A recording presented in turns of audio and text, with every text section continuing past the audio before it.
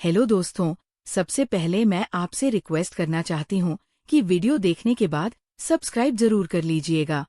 मैं इन वीडियोस को बनाने में बहुत मेहनत करती हूँ और इसी से मैं अपना खर्चा चलाती हूँ।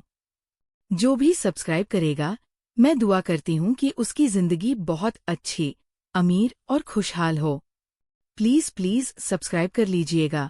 नमस्ते दोस्तों, आज की ये कहानी सिर्फ एक बैंक मैनेजर की नहीं बल्कि हर उस इंसान की है जो कभी अपने सपनों को परिवार की अपेक्षाओं, बिरादरी की परंपराओं और सुरक्षित भविष्य की जंजीरों में जकड़कर खो बैठा।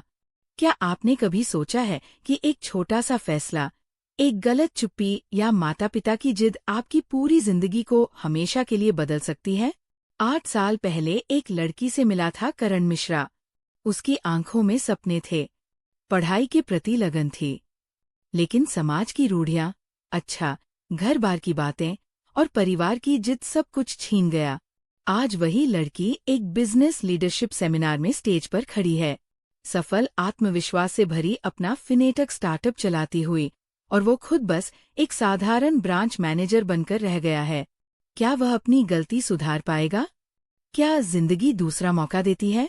ये कहानी आपको रुलाएगी, सोचने पर मजबूर करेगी और शायद आपके अंदर कुछ बदल देगी।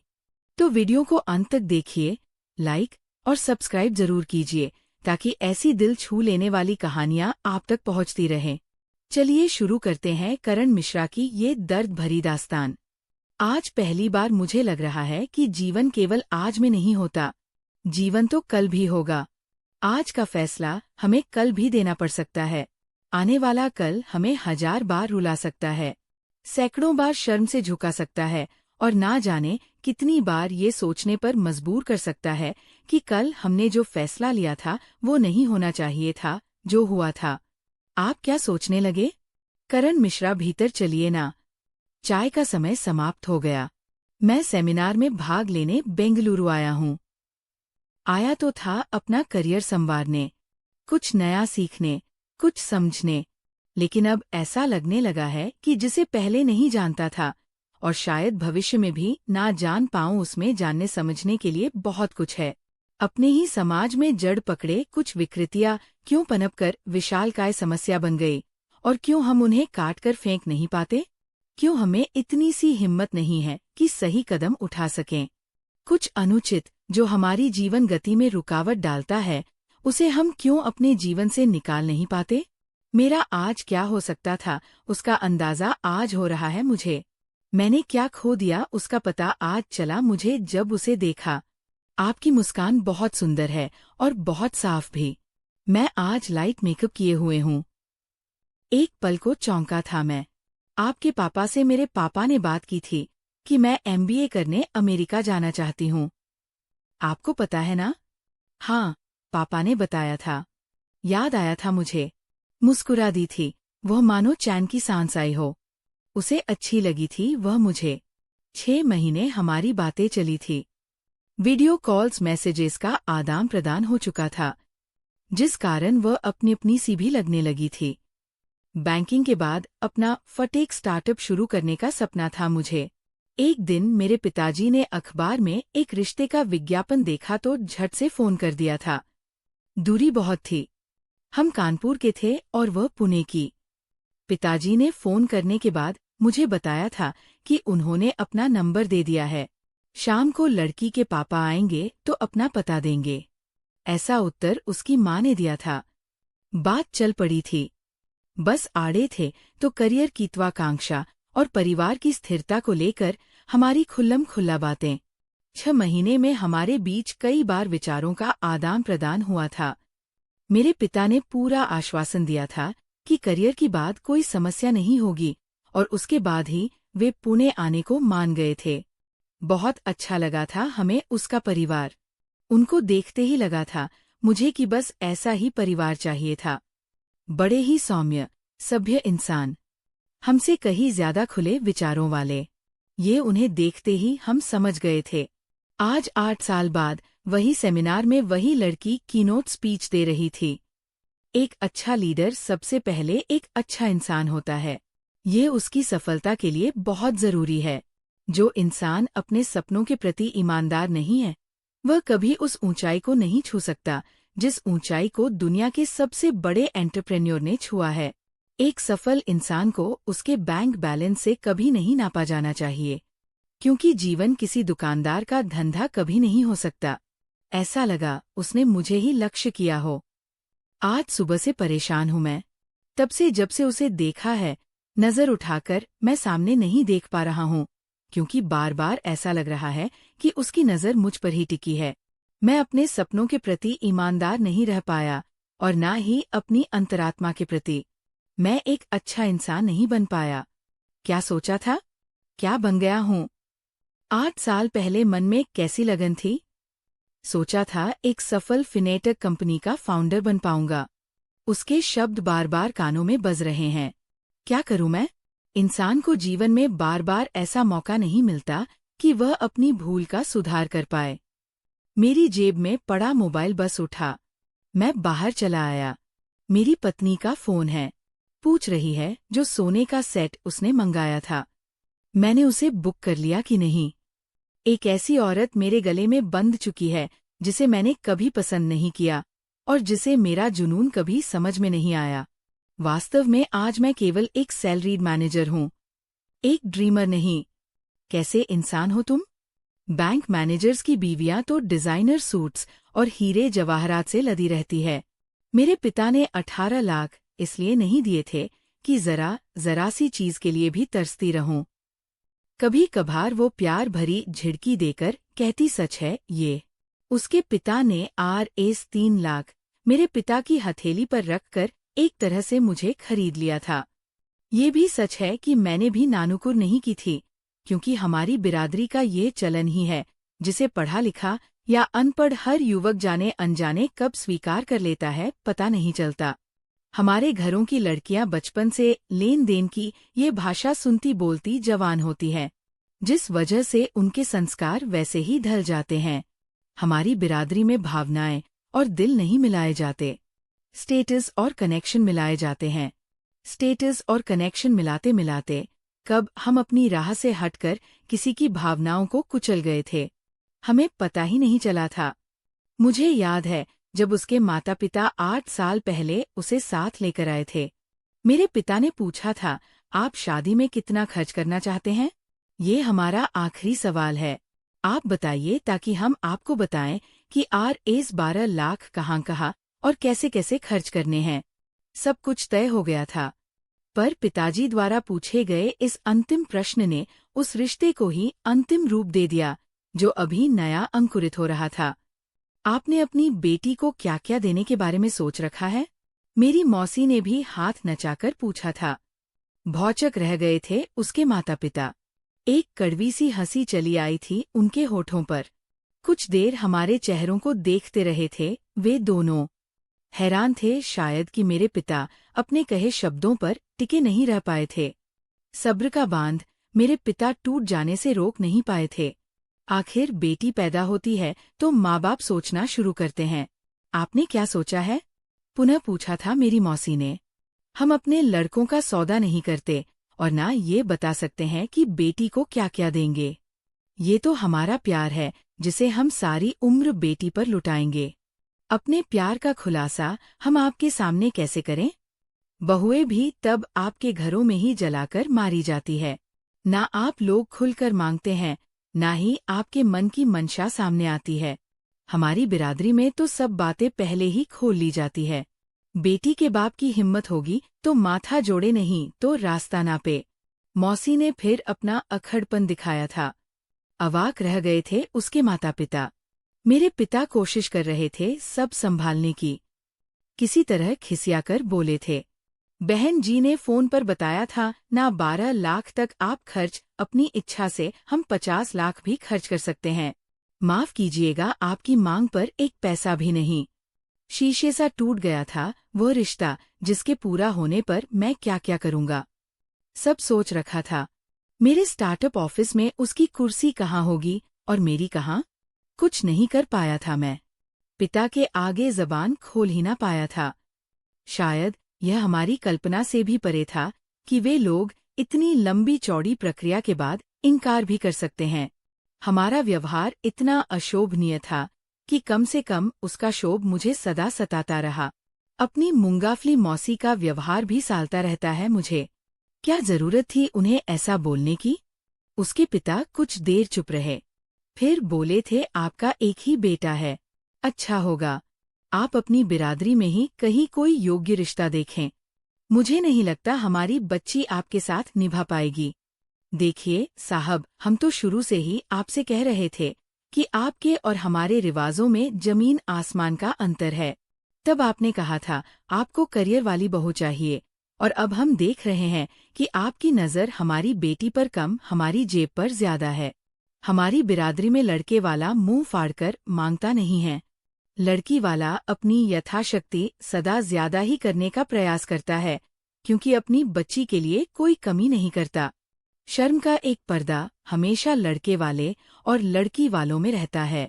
ये भी सच है, बहुएं जलकर मर जाती है, उनमें भी स्टेटस के मसले इतने ज्यादा नहीं होते जितने दिखाने का आजकल फैशन हो गया है। मुझे आज भी अपनी माँ का चेहरा याद है, जो इस तरह मना करने पर उतर गया था। हालात इतनी सीधी साधी चाल चल रहे थे कि अचानक पलट जाने की किसी को आशंका न थी।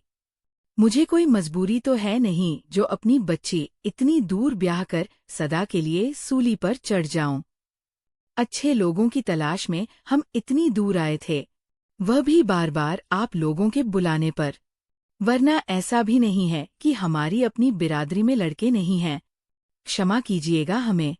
लाख हाथ पैर जोड़े थे तब मेरे पिता ने कितना आश्वासन दिया था कि हम कभी स्टेटस के बारे में बात नहीं करेंगे, लेकिन बात निकल गई थी हाथ से। आज मैं जब सेमिनार में चला आया हूं तो कुछ सीखा कब? पूरा समय अपना ही कल और आज बांचता रहा हूं। 3 दिन में ना जाने कितनी बार मेरा उससे आमना सामना हुआ, लेकिन मेरी हिम्मत ही नहीं हुई उससे बात करने की। तीसरा दिन आखिरी दिन था। उसने मुझे फोन किया, कहा समय हो तो साथ बैठकर एक प्याला कॉफी पी लें। उसके सामने बैठा तो ऐसा लगा जैसे 8 साल पीछे लौट गया हूं। जब पहली बार मिलने पर अपने सपनों के बारे में क्या क्या बातें की थी हमने। कैसे हैं आप? करण मिश्रा। आत्मविश्वास उसका आज भी वैसा ही है जिससे मैं प्रभावित हुए बिना रहना पाया था। आप मुझसे बात करना चाहते हैं ना? उसके इस प्रश्न पर मैं अवाक रह गया। मुझे तो याद नहीं मैंने कोई एक भी प्रयास ऐसा किया था। कर ही नहीं पाया था ना।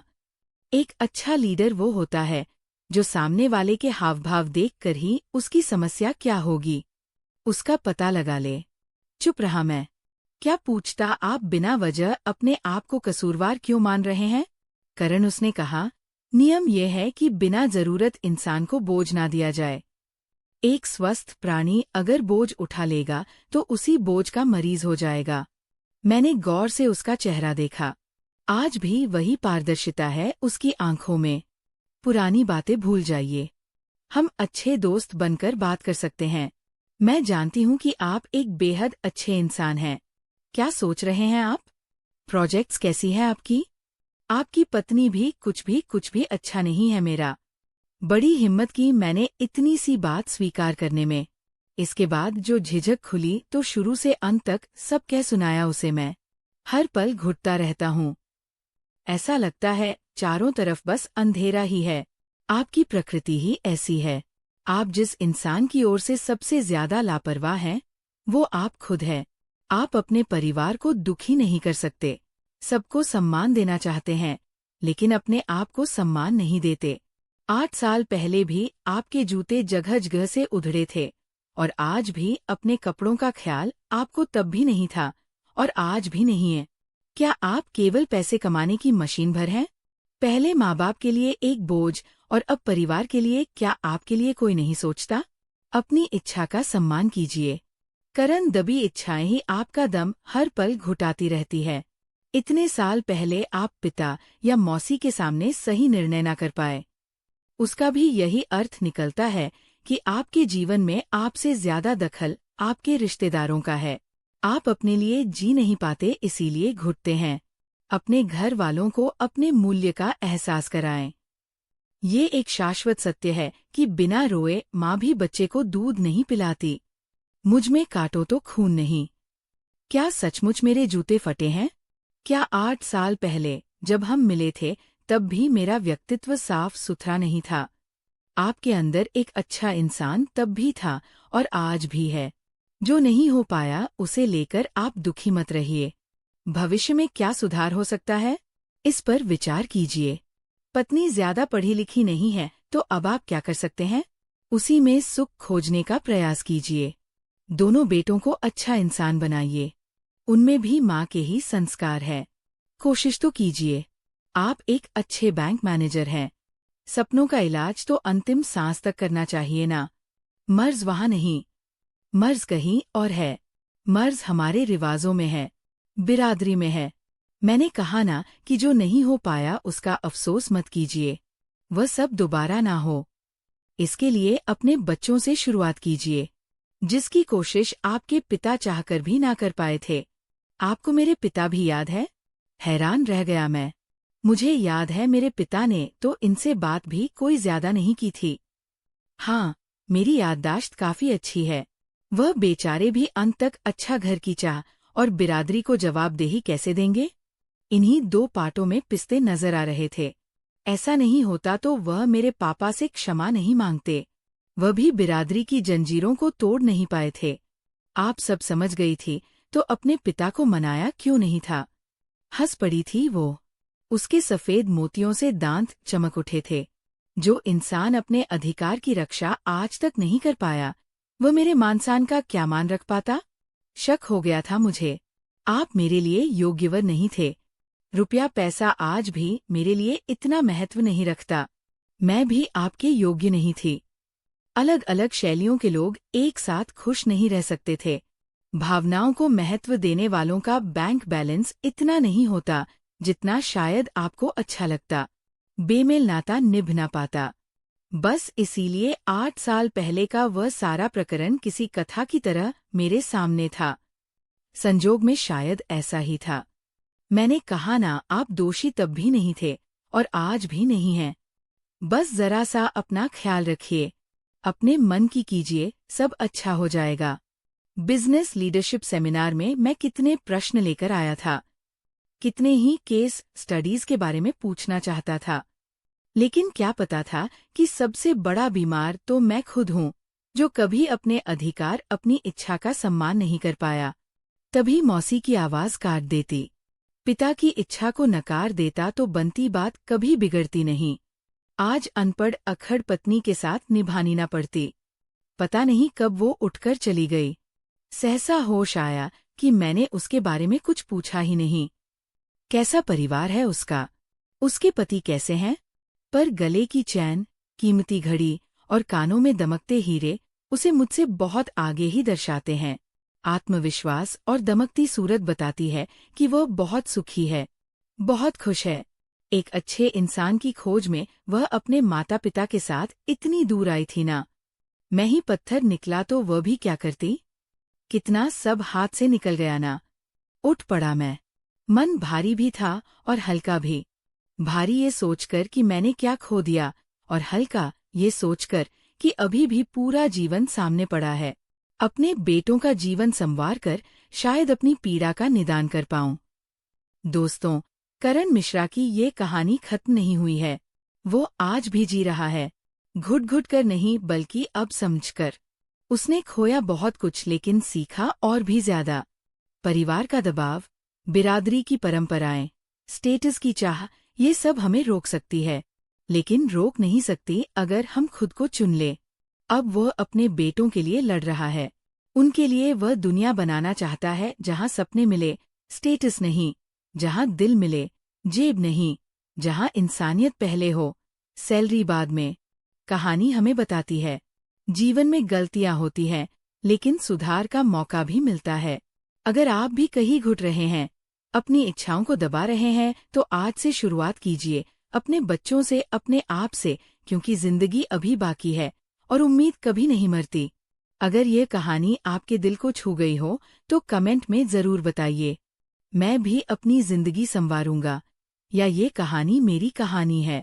वीडियो को लाइक कीजिए, शेयर कीजिए उन लोगों के साथ जो इस मैसेज की जरूरत महसूस करते हैं, और चैनल को सब्सक्राइब करना ना भूलिए। बेल आइकन दबाइए ताकि ऐसी और दिल छू लेने वाली कहानियाँ सबसे पहले आप तक पहुँचे। मिलते हैं अगली कहानी में। तब तक खुद का ख्याल रखिए, खुद को महत्व दीजिए। नमस्ते और धन्यवाद। कहानी समाप्त।